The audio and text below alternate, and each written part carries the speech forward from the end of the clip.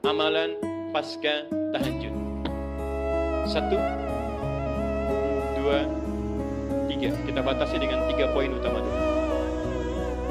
Awas hati-hati ya. Materi ini bukan hanya penting untuk bukti sesuai amalan Nabi, tapi nanti ada beberapa keistimewaan ketika Anda bisa amalkan itu semua. Yuk kita mulai bahasan pertama. Istighfar. Memperbanyak istighfar. Kedua doa. Dan ketiga rehat sejenak. Jadi ada ahli surga yang punya kebiasaan di bumi. Ada ahli surga yang punya kebiasaan di bumi.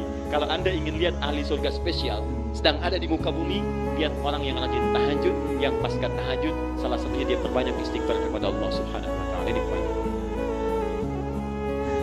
Jadi, maaf, setelah selesai tahajud, Anda salam kanan, kiri, selesai kemudian witirnya, ada peluang nih amal lagi. Ya. Jangan langsung istirahat. Walaupun cuma 1 kalimat. Jeda sebentar. Hadirkan ketenangan setelah ibadah. Syukuri itu semua. Setelah itu baru kemudian Anda kondisikan hati untuk bisa mendekat kepada Allah. Baru Anda ungkapkan kalimat Astaghfirullahaladzim. Astaghfirullahaladzim. Astaghfirullahaladzim. Alladzi la ilaha illa huwal hayyul qayyum wa atubu ilaih. Astagfirullah, astagfirullah, astagfirullah. Nah, disinilah teman-teman 2 hal bisa kita kerjakan. Sekarang kita bicara bagaimana cara beristighfar seperti diisyaratkan Al-Quran ini. Kita ambil bagian pertama. 1. Awas hati-hati, karena ini peluang diampuni dosa cukup besar di sini. Dan seketika Allah yang mengampuni. Seketika Allah langsung yang mengampuni. Jadi ada orang yang ketika istighfar di waktu sahar, seketika diampuni oleh Allah Subhanahu wa taala. Bagaimana caranya? Mari kita lihat. Jadi kalau Anda beristighfar, memohon ampun dari kesalahan atau dosa, jangan sekedar kalimat itu keluar di lisan. Hanya formalitas, ya Allah ampuni saya, ampuni saya. Setiap kalimat yang disampaikan dalam Al-Quran, ingat baik-baik, ataupun dalam hadis, itu selalu diistilahkan dengan zikir namanya. Zikir. Ingat baik-baik ya, setiap kalimat kebaikan yang diungkapkan di lisan, itu selalu diistilahkan oleh Quran dengan zikir. Misal, tadi yang astagfirullah, subhanallah, alhamdulillah, yang kita kerjakan ba'da salat, kita kan ba'da salat kita kerjakan astagfirullah kan, istighfar kan? Baik ya, di hadis Muslim, nomor hadis 591. Ya, Nabi kemudian mengucapkan astagfirullah, astagfirullah, astagfirullah. Allahumma antas salam, minkas salam, tabarak ya dzal jalali wal ikram.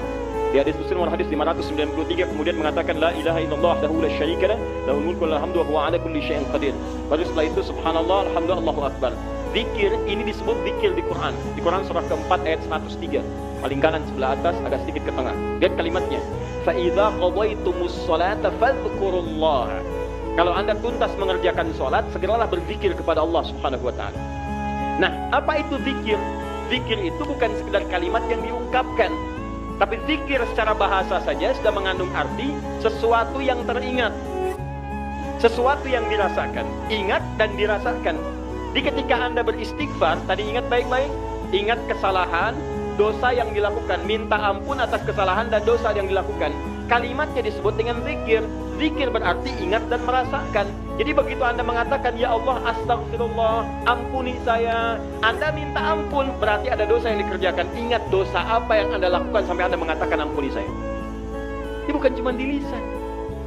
Jadi begitu Anda istighfar, itu enak Pak, di keheningan malam, saat tidak banyak suara bising, dan Anda menyadari kesalahan Anda pada saat itu. Begitu air mata Anda jatuh, tumpah saat itu, kemudian kalimat yang Anda rasakan seketika ampunan dari Allah itu turun kepada Anda semua. Itu yang pertama mesti Anda lakukan. Jadi begitu selesai tahajud, ingat-ingat, perbanyak istighfar. Hatinya nyaman. Setelah ketenangan itu ada, saya agak cepat, baru masuk ke nomor 2. Apa nomor 2 itu? Ini yang saya maksudkan. Awas kalimatnya hati-hati. Memperbanyak doa kepada Allah Subhanahu wa taala. Dan inilah doa yang paling cepat diijabah di antaranya oleh Allah Subhanahu wa taala. Doa yang dipanjatkan di keheningan akhir sepertiga malam menjelang fajar dalam keadaan pasca istighfar, bahkan langsung dikatakan di hadis qudsi, jika Anda meminta maka tidak akan pernah ditolak. Siapa yang meminta, aku berikan. Siapa yang berdoa, aku kabulkan. Siapa yang istighfar, man istaghfara li ghafartu lah, aku ampuni semua dosa-dosanya. Aku ampuni semua dosa-dosanya. Anda bayangkan. Setelah itu dosa diampuni, tenang aja, tinggal Anda memohon kepada Allah. Siapa yang meminta, aku berikan. Siapa yang berdoa, aku kabulkan. Itu janji Allah di hadis qudsi. Dan hadis qudsi ini diriwayatkan langsung oleh 30 orang sahabat senior di Tobaqoh pertama, tingkat pertamanya. Dia yang menerima dari Nabi itu hampir semua sahabat yang senior, 30 orang. Anda minta tuh, di kesempatan. Mungkin inilah waktu yang doa-doa Anda yang dulu itu mungkin belum terkabul. Anda diminta berada di waktu itu. Kalau sudah diberikan waktunya, Anda tidak minta, Anda butuh waktu apa lagi?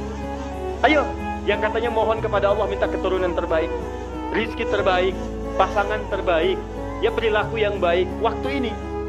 Nah, apa doa di antara yang dimohonkan? Ini saya tunjukkan, ada di Abu Daud, nomor hadis 1427. Kemudian di At-Tirmidzi, nomor hadis 3566. 3566. Imam At-Tirmidzi di antara yang mendawamkan malamnya tahajud. Bahkan berdoa, terus istighfar sampai buta matanya. Ya, orang bertanya, Syekh lima hakaza, kenapa Anda masih seperti ini? Dia imam besar, ahli tahajud, ahli Quran, menulis juga Al-Jami' As-Sahih. Dia dikenal dengan Sunan At-Tirmidzi, ahli hadis juga, tapi di akhir hidupnya banyak menangis sampai buta matanya. Ditanya kenapa sampai begini? Kata beliau, saya khawatir dan takut ketika diwafatkan dan menghadap kepada Allah belum cukup bekal saya dipandang oleh Allah Subhanahu wa taala. Ada seorang imam sampai menangis mata buta. Ditanya kenapa? Takut saat pulang bekalnya belum cukup. Ya, coba lihat kita, imam bukan, makmum kadang-kadang, cita-cita masuk surga, surganya Firdaus bersama Nabi lagi. Berapa amalannya dibandingkan dengan orang-orang soleh terdahulu? Paham? Nah, ya. Kemudian ada juga di An-Nasa'i. Kalau At-Tirmidzi nama aslinya bukan At-Tirmidzi, nama aslinya Muhammad. Muhammad tinggal di Tirmidzi, dikenal dengan At-Tirmidzi. Beliau hafal 500.000 hadis. Ya, dan hafalnya lancar sekali, ringan mengucapkan, lunak menyebutkan. Sampai kata Syekhul Islam Ibnu Qayyim Al-Jauziyah mengatakan, kalau dulu ada Nabi Daud bisa melunakkan besi dengan tangannya, maka ini Abu Daud bisa melunakkan hadis dengan lisannya. Baik, tadi At-Tirmidzi sudah. An-Nasa'i nomor hadis 1747. 1747. Kemudian Ibnu Majah. An-Nasa'i ini muridnya juga Imam Asy-Syafi'i, yang pernah belajar kepada Imam Asy-Syafi'i. Kemudian Ibnu Majah nomor hadis 1168. Ya. Semua hadis yang diriwayatkan oleh para imam ini sumbernya dari seorang sahabat, menantu Nabi sallallahu alaihi wasallam, yang juga sering dibangunkan oleh Nabi sallallahu alaihi wasallam untuk menunaikan salat malamnya, yaitu sahabat Ali bin Abi Thalib radhiyallahu taala anhu. Apa di antara doanya? Allahumma inni a'udzu biridhaka. Ya. Ali bin Abi Thalib mengajarkan doa dari Nabi SAW setelah kemudian tahajud, setelah beristighfar kepada Allah. Lalu doa pertama yang disampaikan bukan doa permintaan lain-lain dulu, tahan dulu yang lainnya, tapi yang didahulukan yang ini. Ya Allah, Allahumma inni a'udzubika biridhaka min sakhatik. Ya Allah, saya berlindung kepadamu dengan mengharap ridhamu. Jauhkan saya, ya Allah, jauhkan saya dari segala apa yang Engkau murkai. Di antara makna ridha, kalau sudah datang dari Allah, maka mengabulkan semua doa-doa yang dimohonkan. Ridha itu maknanya 3. Mengabulkan doa yang dimohonkan, mengampuni dosa yang pernah berlangsung dalam kehidupan, dan yang ketiga memberikan solusi dari semua persoalan yang Anda hadapi dalam kehidupan. Baik, teruskan. Wa bimu'afatika min 'uqubatik. Wa bimu'afatika, dan hamba berlindung kepadamu ya Rabb dengan segala penjagaan dan pemaafanmu. Mu'afah itu adalah sifat penjagaan dan pemberian maaf. Anda dijaga oleh security, terjaga, nyaman Anda. Anak dijaga orang tua, nikmat, nyaman. Tapi apakah selamanya bersama security? Tidak. Selamanya bersama orang tua, mungkin terpisah. Kalau Anda titipkan diri Anda kepada Allah, maka siapa yang bisa mengganggu Anda dalam kehidupan? Maka Anda bermohon kepada Allah, ya Allah, tolong jaga hamba ya Allah. Dan kalau salah, tolong maafkan hamba.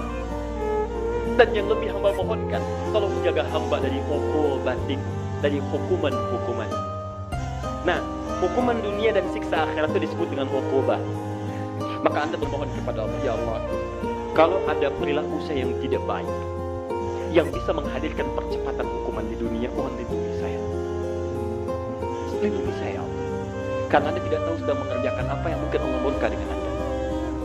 Dan kalau ada jalan kembali saya yang berpotensi menghadirkan hukuman apa di akhirat, mohon lindungi saya, jaga saya dan maafkan kesalahan saya. Karena kalau cuma dijaga nggak ada pemaafan, masuk juga ke situ. Tapi ketika Anda dimaafkan dari kesalahan-kesalahan Anda, dijaga oleh Allah seketika saat itu, maka nikmat yang Anda peroleh pada saat itu. Paham ya? Nah, maka ini kalimat setelah itu Anda puji Allah. La uqsi sana'an 'alaik. Ya Allah, saya tak mampu menghitung kebaikan, kemuliaan dan pujian darimu. Karena itu pujian yang disampaikan karena kebaikan berlimpah yang tak terukur, yang tidak terukur. Seakan-akan Anda katakan, ya Allah, Engkau sudah banyak berbuat baik kepada saya, ya Allah. Saya nggak bisa menghitung, ya Allah. Saya nggak bisa menghitung. Anta kama asnaita 'ala nafsik. Hitungannya sesuai dengan apa yang Kau hitung saja. Saya tak mampu menghitung. Tapi mohon ya Allah, di balik segala kebaikan yang tak terhitung itu, saya minta kepadamu ya Rabb, tolong jaga saya ya Allah dari segala hukuman-Mu, dan tolong ridhoi saya dan jaga saya ya Allah dari segala hal-hal yang mengundang murka. Itu yang paling indah. Maka sejak saat itu, insya Allah Anda akan dijaga dalam kehidupan harian Anda. Setelah itu silahkan bebas mau minta apa. Masalah dunia, ya Allah besok saya mau ujian ya Allah, mohon mudahkan ya Rabb. Yang ketiga, ingat setelah tadi istighfar, kemudian berdoa.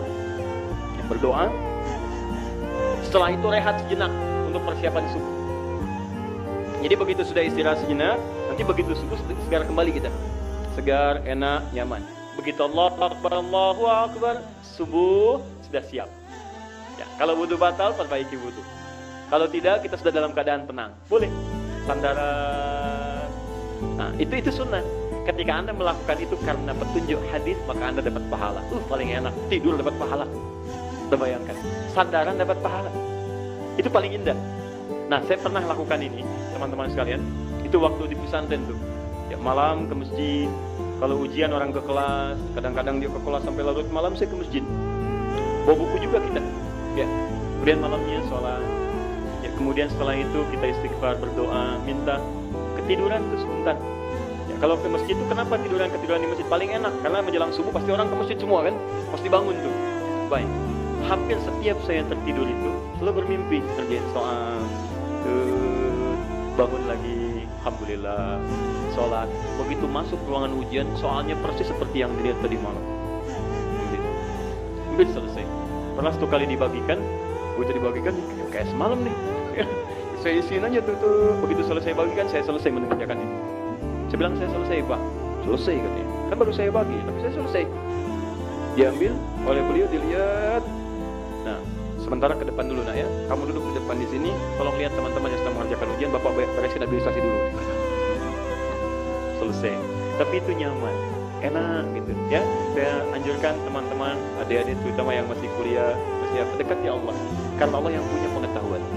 Dekati yang punya, maka Anda akan diberikan hal yang terbaik. Itu ada rumusnya di Quran surah kedua Al-Baqarah di ujung ayat 282. Paling kiri sebelah bawah, paling ujung.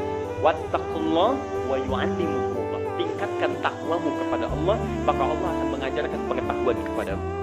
Apa di antara mana takwa itu? Tambah ibadahnya, di antaranya tahajud. Makanya orang tahajud dibuka dengan kalimat takwa. Tadi Quran surah 51 ayat 15. Innal muttaqina fi jannatin wa uyun. Sebagian orang takwa tinggal di taman surga. Apa amalannya? Innahum kanu qabla dzalika muhsinin, kanu qalilan minal laili ma yahja'un. Sedikit tidurnya, bangun malam. Wa bil ashari hum yastaghfirun, istighfar. Nah, saya sarankan walaupun Anda dalam beraktivitas keseharian, setelah itu istighfar, sebelum rehat, perbanyak doa. Doa, maaf ya maaf, sekali lagi, kalau di pekerjaan ada kesulitan, minta saat itu. Di rumah tangga ada masalah, minta saat itu. Ya, dalam kehidupan ada persoalan, minta saat itu. Walaupun tidak ada apa-apa dalam kehidupan dunia, minta surga terbaik yang di akhirat. Maka ini di antara sunnah. Setelah Anda kerjakan itu, saya katakan pada Anda, insya Allah akan terjadi perubahan dalam hidup Anda minimal di hari itu. Gak percaya silakan, silakan coba, demi Allah saya katakan. Silakan coba, bedakan rasanya, rasakan bedanya, dan pasti akan terasa bedanya. Bangun malam ini, siapkan, kompak dengan keluarga. Anda kompak aja, mah kita bangun jam sekian ya. Anak-anak kita bangun aja deh, kita bangunin. Siapin misalnya bangun 2:30, bangun jam 3, kita sholat. Walaupun 2 rakaat dulu nggak apa-apa, witir 1 rakaat. Tapi kita amalkan ini.